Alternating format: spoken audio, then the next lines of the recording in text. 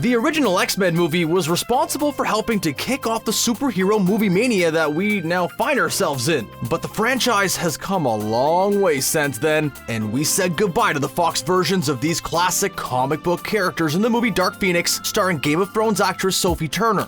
There was no shortage of notable Easter eggs, references, and cameos. How many did you see? We'll point out some of the ones we caught and reveal what this movie had in common with Deadpool 2.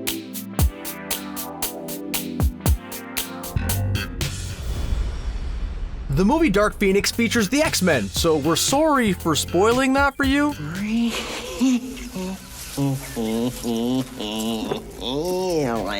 However, since Disney recently acquired Fox and superheroes, including the X-Men and the Fantastic Four, they're trying to distance themselves from the franchise. Get out! Get out of this house! I said no! But while the movie is known simply as Dark Phoenix, Fox did include a tribute to the X-Men by highlighting the X in Fox momentarily. If you're an X-Men movie fan, then you probably noticed it remain yellow for a bit after the rest of the screen fades. In this case, instead of staying yellow, the X was bursting with red-hot energy. Clearly, Fox decided to give the Phoenix Force a little bit of extra screen time in this case. Everyone knows that Charles Xavier founded the Charles Xavier School for Gifted Youngsters. Sure, it's an iconic institution, and it's been a major component of the X-Men comics, movies, and pretty much every form of media they've ever been in. But we have to admit, the name is more than a little bit dated. Come on, when was the last time you heard anyone use the word youngsters in a sentence? When Professor Xavier abdicates his position of headmaster and Hank McCoy steps in, he decides to give the school a whole new name. The Jean Grey School for Higher Learning. Comic book fans know something similar also played out in the comic books, and the Charles Xavier School for Gifted Youngsters was dedicated to Jean Grey. We all know people with superpowers don't really exist, but if they did, it's not crazy to suggest some of them could hide in plain sight or isolate themselves somehow. But when you gather an entire school full of them, well, that's a lot harder to keep quiet. We can barely suspend our disbelief about superhuman schools long enough to enjoy the Harry Potter franchise. You're a wizard, Harry. But in the first movie, this was kind of addressed with an aircraft emerging from its hiding place beneath the seemingly mundane basketball court. What kind of permits do you need for something like that? You can't expect to hire 60 workers to dig a cave under your house and then keep it a secret. Dark Phoenix includes a nod to the first movie by recreating this iconic scene of an aircraft emerging from beneath the basketball court. Like most of our favorite comic book characters, we owe thanks to late great legends Stan Lee and Jack Kirby. They're the ones who came up with the idea for the group of crime-fighting mutants struggling to cope with their incredible powers. But while they might have gotten the ball rolling, it was later picked up by writer Chris Claremont, who worked on the series for over a decade. He helped co-create some of our favorite X-Men, including Rogue, Psylocke, and Gambit. Chris also wrote the Dark Phoenix saga and Days of Future Past, so you know Fox had to include a shout out in the Dark Phoenix movie. Take a closer look at the crowd when Charles Xavier is giving his speech in Washington, and you might just see this comic book legend. Dark Phoenix also paid tribute to another legendary figure associated with the X-Men, but this time it was a fictional one. Many fans couldn't help but notice the movie Dark Phoenix had many parallels with another film in the same franchise, X-Men: The Last Stand. When the cast heads to the childhood home of Jean Grey, a truck can be seen in the background with the words Bishop Power on it. This definitely looks like a reference to Lucas Bishop, a popular X-Men character who's sadly been lacking in serious screen time. He made a cameo in The Last Stand, but it just wasn't enough for some people who would have loved to have seen him in a prominent role. Well, the good news is that he got another shout out on the big screen, but the bad news is that it was even less exciting than the last one. Maybe Bishop will have better luck in the MCU if he ever makes it there. If you haven't kept up with all of the X-Men comics, you may think of Charles Xavier as a pretty infallible guy. He's always reaching out to help others and seems to believe nobody is beyond redemption. The CIA's big night of magic! Professor X is usually portrayed as being as close to a true hero as humanly possible, but Dark Phoenix casts some doubts on this. It was the first time on the big screen that we really saw a twinge that he may make some morally questionable decisions. I've made the decision to fire you because you are worthless. What? Of course, comic book fans have been well aware that Professor X has made more than his fair share of morally dubious decisions. He's erased memories and stripped his fellow mutants of their power, which are not exactly the markings of a hero.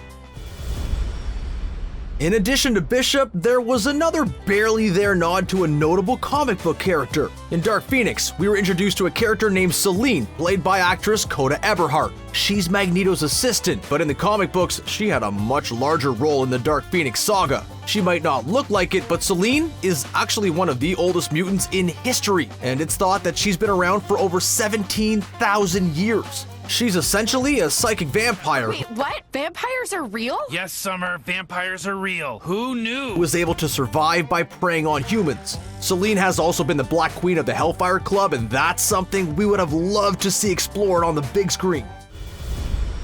In addition to underutilized characters, Dark Phoenix also gave a barely there nod to a significant comic book location. We learned what Magneto had been up to since the events of Apocalypse, and it involved retiring to a private island. Okay, maybe retiring isn't the right word since he created a haven for mutants to escape from the outside world. In the comic books, the fictional Genosha is an island where mutants were completely controlled by the government. Later, it was granted to Magneto, who indeed wanted to make it a safe haven for mutants. Even if you're a comic book buff, you might have been scratching your head trying to figure out the basis for Jessica Chastain's character in the Dark Phoenix. There are tons of aliens in the comic books, but many fans have never heard of the Dabari people. That's probably because they were in Uncanny X-Men issue 135, which came out in 1980, and that's pretty much it. When the Dark Phoenix entity restored itself, it ended up destroying their sun, and you can probably imagine how well that went over. Vuk was a survivor of this great tragedy, who was out for vengeance and failed in his attempt to eliminate Jean Grey numerous times. If you think this was a random bit of Marvel lore to include in the movie, well, you might be right about that. But there could be a very good reason for why Fox decided to do this. One of the comic book aliens in the Marvel Universe that gets fans excited are the Skrulls. These shape-shifting aliens are the masters of infiltration and can perfectly mimic other life forms right down to their DNA. Some fans even thought Jessica Chastain's character would be revealed to be a Skrull at some point during the movie, but as we all know, the Skrulls were major players in the movie Captain Marvel by Marvel Studios. There's a rumor that all of the Dark Phoenix reshoots were due to having to reshift and reshoot major aspects of the movie after realizing it was too similar to Captain Marvel. I'm going to this cut in the... It's possible Dark Phoenix was meant to have a totally different ending, and Vuk was supposed to be a Skrull and not a Dabari. In the world of superheroes, characters are always passing away only to re-emerge later in some form. If you think the movies go through a lot of characters, just try reading the comic book sometimes. But sometimes, we really do say goodbye to characters for good.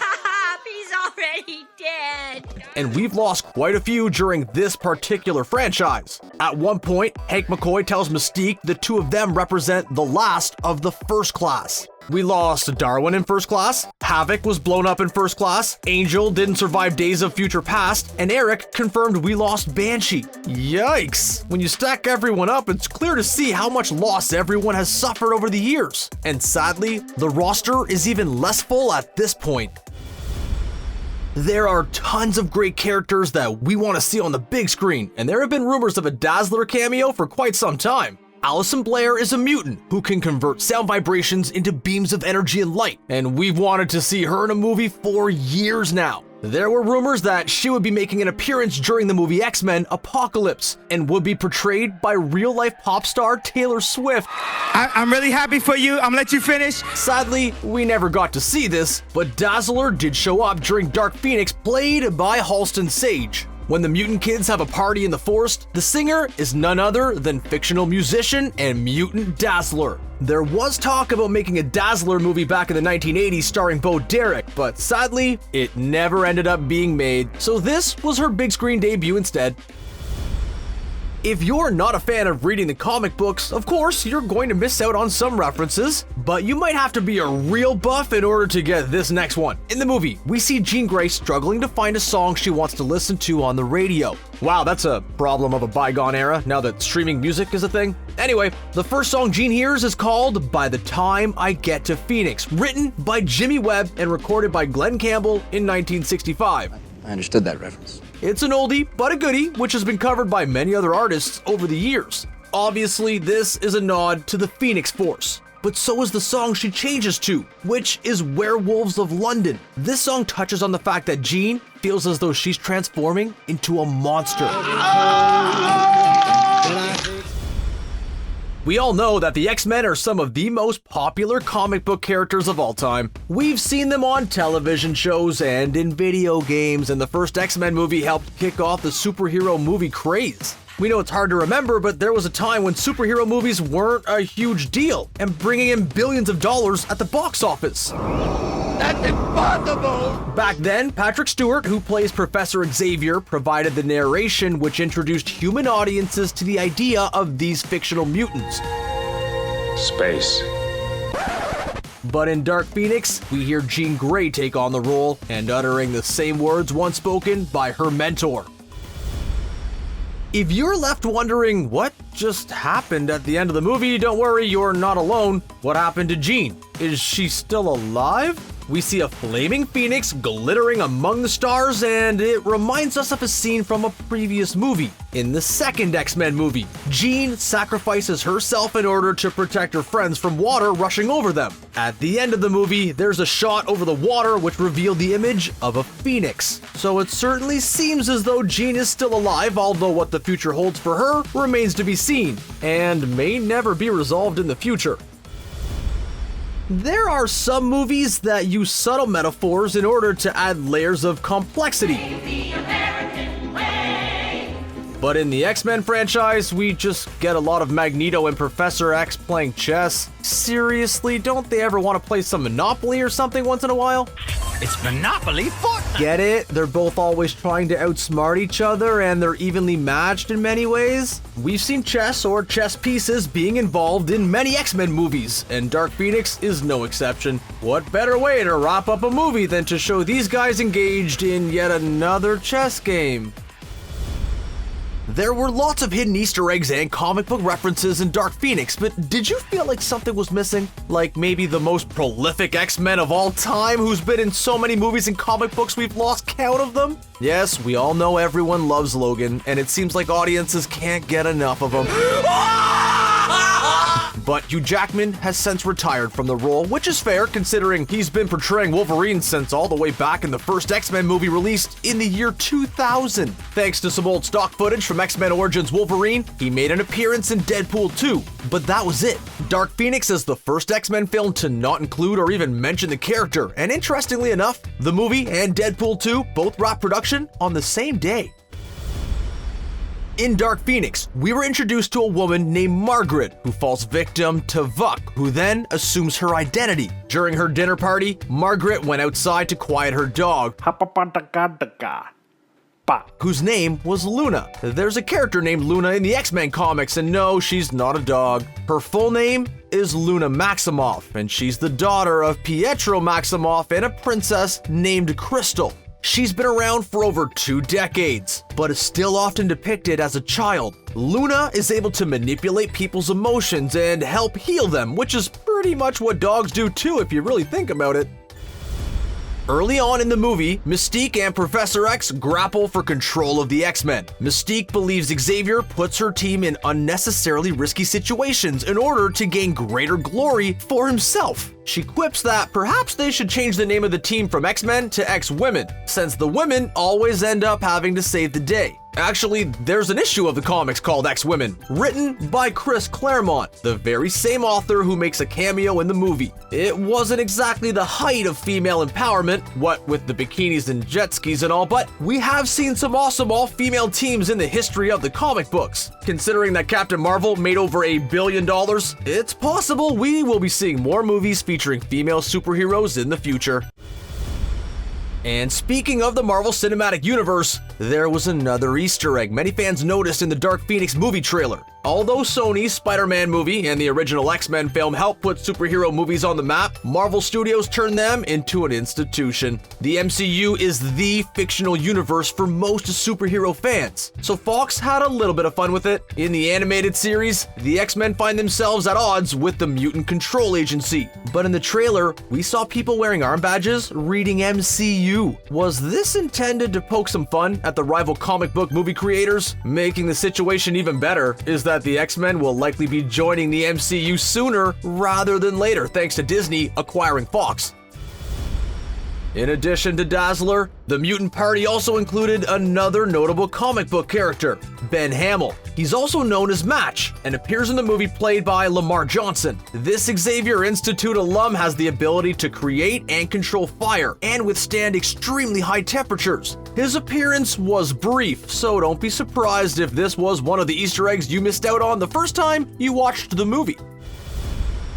Earlier, we talked about the rumor that Vuk was meant to be a Skrull in earlier versions of the script. Allegedly, this plan was scrapped when it was discovered that the Skrulls were heavily involved in the movie Captain Marvel by Marvel Studios. While we don't know if that's true, it's interesting to note that both movies take place in the 1990s. Dark Phoenix takes place in 1992, which was a significant year for the X-Men franchise. The comic books were at the height of their popularity, and the new X-Men issue #1 by Chris Claremont and Jim Lee sold millions of copies. As if that wasn't enough, the X-Men animated series also made its debut in October of that year.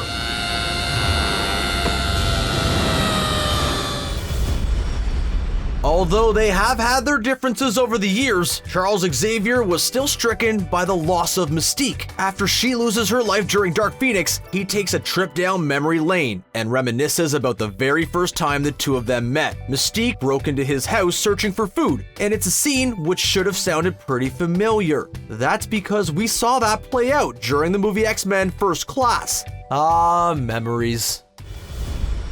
It's clear that Professor X of Dark Phoenix remembered events of the previous movies, and so did Magneto. There's a scene where he goes to retrieve his iconic helmet from storage, and there are some newspaper clippings visible in the background. The clippings are about his attack on Washington, D.C., which occurred in the movie X-Men Days of Future Past. Putting newspaper clippings in a scrapbook is a nice way to remember important events, but displaying them on your wall just kind of makes you look like a crazy person. Maybe Magneto should try to get interested in scrapbooking. It might help him relax a little bit. In the movie Deadpool 2, we saw our hero Wade Wilson end up in police custody. In order to control his powers, authorities put a power dampener collar on him and all of his fellow prisoners. When the government captures the X-Men during Dark Phoenix, they're forced to wear what looks like the same kind of collars Wade Wilson had on. But while Wade and his fellow prisoners struggle to remove their collars, the X-Men pretty much just pulled them right off. Maybe the government just got a bad batch of them or something. We know Dark Phoenix was packed with notable moments, callbacks, and Easter eggs. Did you notice any that didn't make our list? Share them with us in the comments section, and then click on the subscribe button to get access to more great videos from us here at ScreenRant. Thanks for watching, and we'll see you again next time.